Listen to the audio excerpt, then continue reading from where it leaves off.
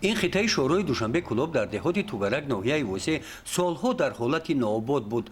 ساکنان دهه نوآباد همین دهات میگفتند که این زمین سنگلاخ است و اینجا درخت سبز نگشته خشک می شود. برعکس این اندیشه ها در دایره چوربینی های جشن عاید وسعت کارهای آبادانی بخشیده به استقبال جشن 35 سالگی استقلال دولتی جمهوری تاجیکستان با مقصد سهم ارزنده گذاشتن در کارهای سبز و خرمگردانی این گوشه نوآباد، این شخصان روزگار دیده که در سمت باغپروری تجربه بای دارند، طریق حشر با پیشنهاد مقامات اجرایی حاکمیت دولتی ناحیه از همه دهات‌های ناحیه وسع به اینجا سفربر گردیدند. پیش از شنانیدن نیال‌ها آنها زمین را از سنگ تازه نموده سپس به شنانیدن نیال‌ها شروع کردند. زیاده از 220 نیال شنوندیم.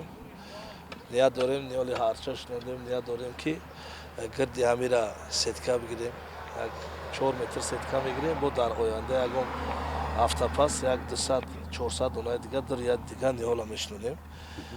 هم سدکه قطعی گرچه محکم میکنیم، هم برای پنجرهش میکنیم، هم برای آب قطعی تامین کردن آب و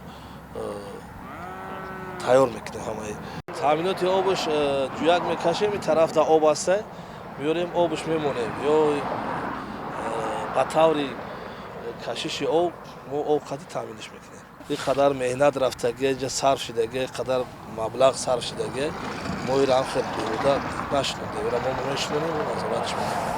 رفت نیال شنونی در این روز با توصیه قاعده های پیشنهاد نموده متخصصان ادامه یافت و حشرچیان این نفران در مهنت آب و تاب یافته در پیش مقصد گذاشتند که در پرورش و نگاهبین نیال های شنونیدهشان سهم گذاشته این موضع را به یکی از موضع های سبز و خرم تبدیل میدهند. گزارش خوجا نظریف خدای نظر ظهروف از ناحیه وسع برای برنامه اطلاعاتی نوید.